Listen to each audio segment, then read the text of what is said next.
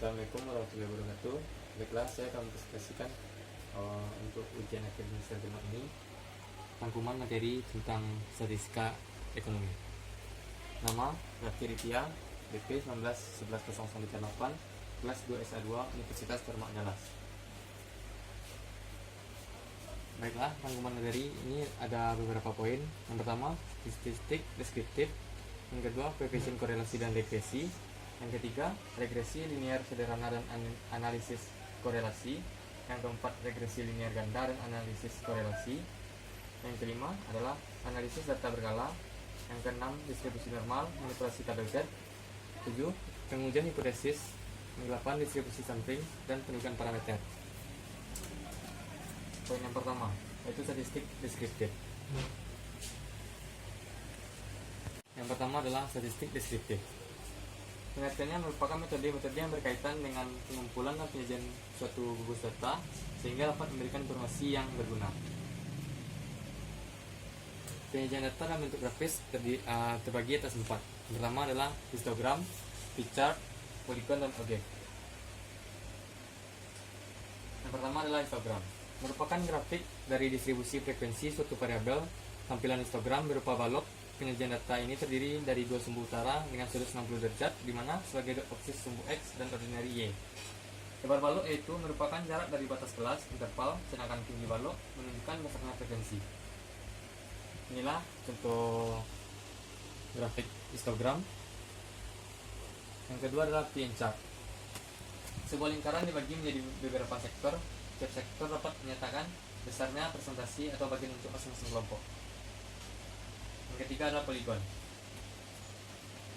Poligon merupakan grafik dari distribusi frekuensi tergolong suatu variabel.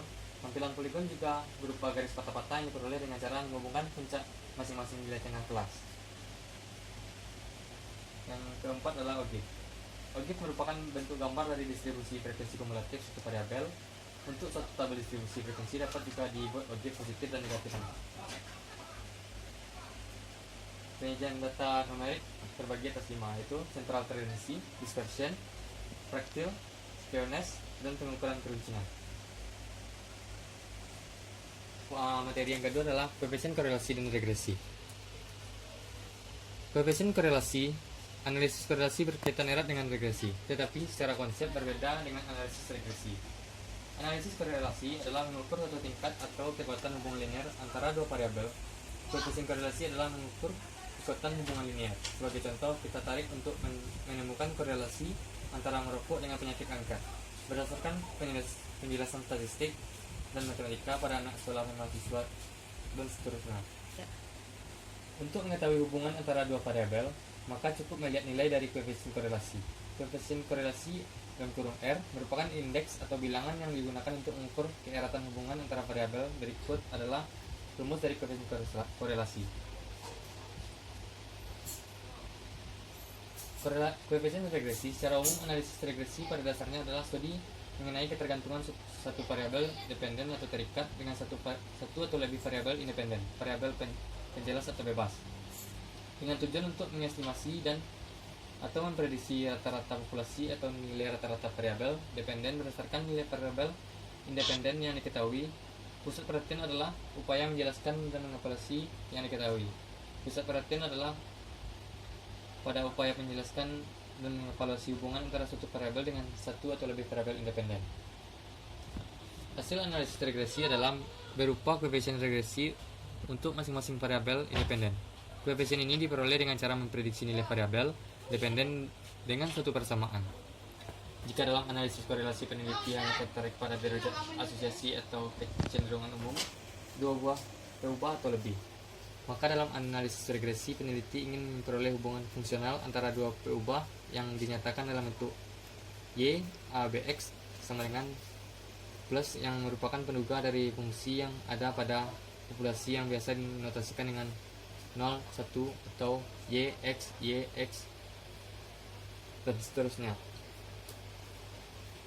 Inilah rumus dari korelasi regresi. Y merupakan variabel dependen, X merupakan variabel independen, A sebagai konstanta dan B sebagai koefisien regresi. Contoh soal. Andai kan sudah ada dugaan bahwa 64% variasi dari kecenderungan berprestasi Y dapat dijelaskan oleh X dengan menggunakan hasil penelitian yang memberikan R sama dengan 0,88 dan N 30, dapatkah kita menerima dugaan bahwa 64% variasi tadi dengan menggunakan, jawabannya adalah hipotesis. Pertama, H0 sama dengan rho sama dengan 0,80, H1 bagi rho tidak sama dengan 0,80, Z dikurang MZ, Z hitung sama dengan SZ, Z sama dengan setengah dari IN dalam kurung 1 tambah R per 1 kurang 1 R sama dengan 1,1513 log dalam kurung 1 tambah R per 1 kurang R. MZ sama dengan setengah IN dalam kurung 1 tambah rho per 1 kurang rho sama dengan 1,1513 log dalam kurung 1 tambah rho per 1 kurang rho. EZ sama dengan 1. ON dikurang 3. Dari hasil perhitungan diperoleh harga untuk masing-masing. Z sama dengan 1,3758, MZ nya 0,1925 dan SZ nya 1,0986. Lanjutannya, dengan mensubstitusikan harga-harga tersebut ke dalam rumus, maka diperoleh 1,3758 dikurang 0,1925, Z hitungnya adalah 1,0986. Z hitung sama dengan 1,44. Sedangkan harga Z tabel Z setengah 1 kurang 0,05 sama dengan Z 0,4750 sama dengan 1,96. Oleh karena itu Z hitung lebih besar dari Z tabel atau 1,44 kecil dari 1,96, maka 0 diterima dan H1 ditolak. Kesimpulannya adalah prestasi yang variasi dalam Y yang dapat dijelaskan X seperti apa yang dinyatakan dalam dugaan, yaitu seperti sebesar 64%, dapat diterima pada tingkat kesalahan 5%. Materi selanjutnya adalah regresi linear sederhana dan analisis korelasi.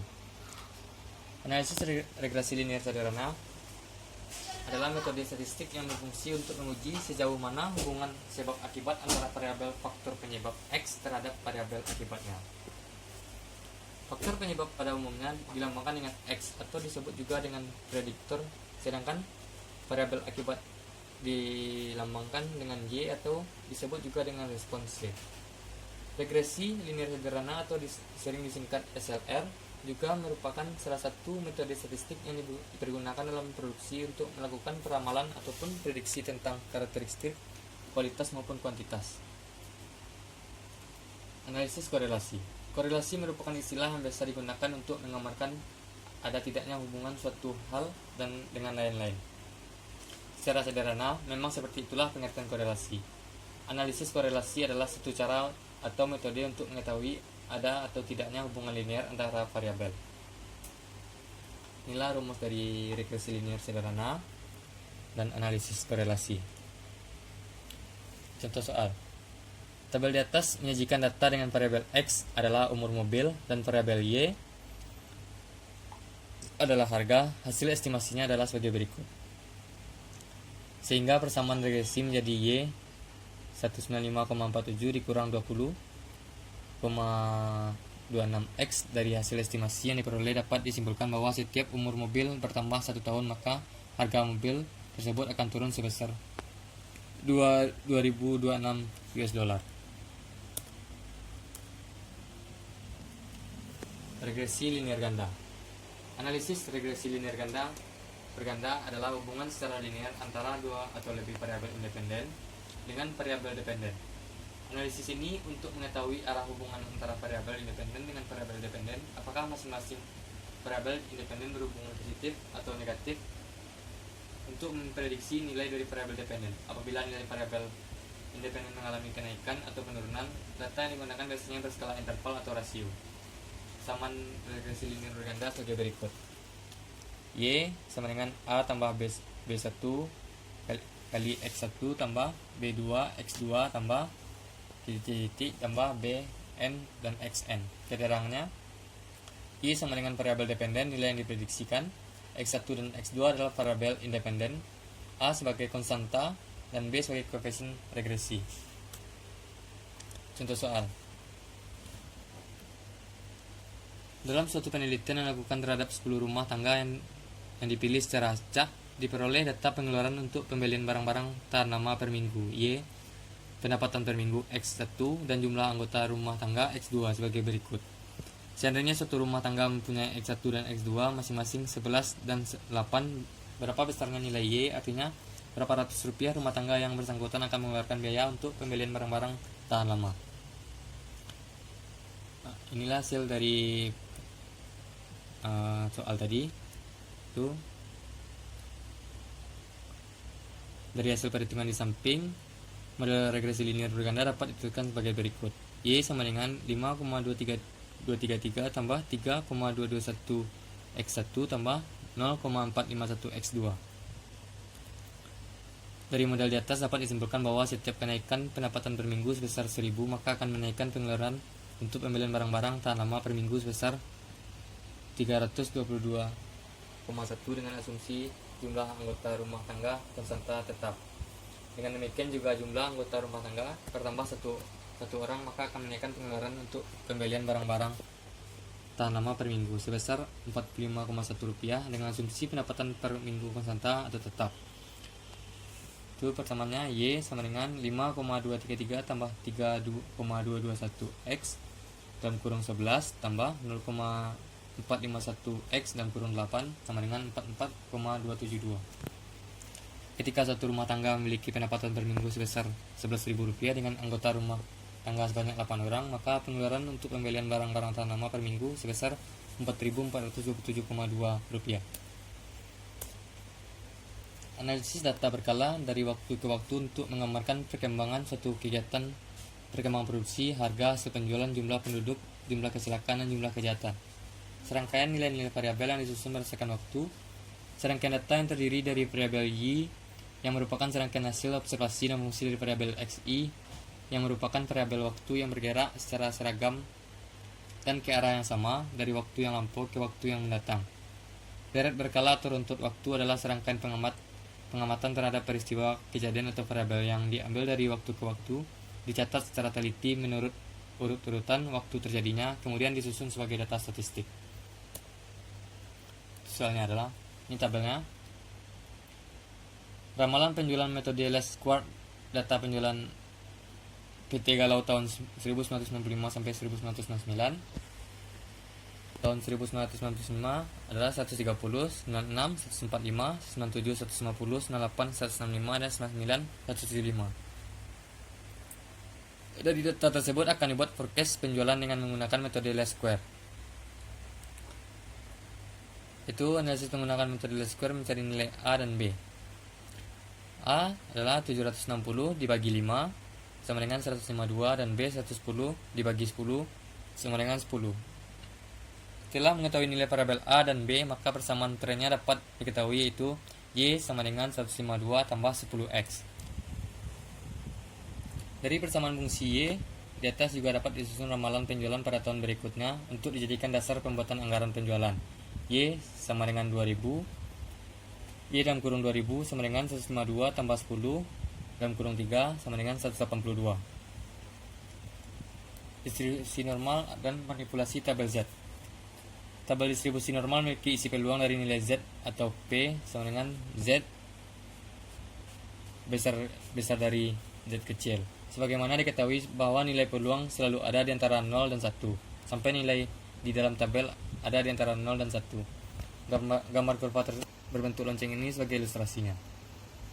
Gambar di atas yaitu gambar kurva distribusi normal. Luas area di bawah kurva itu 1 pada tabel Z. Nilai yang dituliskan merupakan nilai yang didapat dari luas area sebelum Z atau nilai P. Nilai rumus dari distribusi normal dan tabel Z-nya. Pengujian hipotesis. Pengujian hipotesis adalah pengujian terhadap suatu kenyataan dengan menggunakan metode statistik sehingga hasil pengujian tersebut dapat dinyatakan signifikan secara statistik. Pengujian hipotesis merupakan bagian dari statistik imparsial Hipotesis merupakan pernyataan yang kebenarannya masih lemah. Agar pernyataan tidak diragukan, maka secara statistik kita bisa melakukan pengumpulan data dan melakukan pengujian. Inilah rumus dari uji hipotesis. T statistik, Z sebagai statistik, DF derajat kebebasan, I bar rata-rata atau min sampel, mu rata-rata populasi, N jumlah sampel, simpangan baku populasi, S simpangan baku sampel, D0 dugaan rata-rata populasi, dan P bar proporsi sampel. Distribusi sampling. Distribusi sampling adalah distribusi peluang teoritis dari ukuran statistik, misalnya adalah rata-rata, varian, dan proporsi, termasuk juga distribusi beda dua rata-rata dan dua proporsi. Konsep distribusi sampling ini dijadikan sebagai dasar statistik inferensial, di mana dengan distribusi sampling dapat diketahui karakteristik populasi.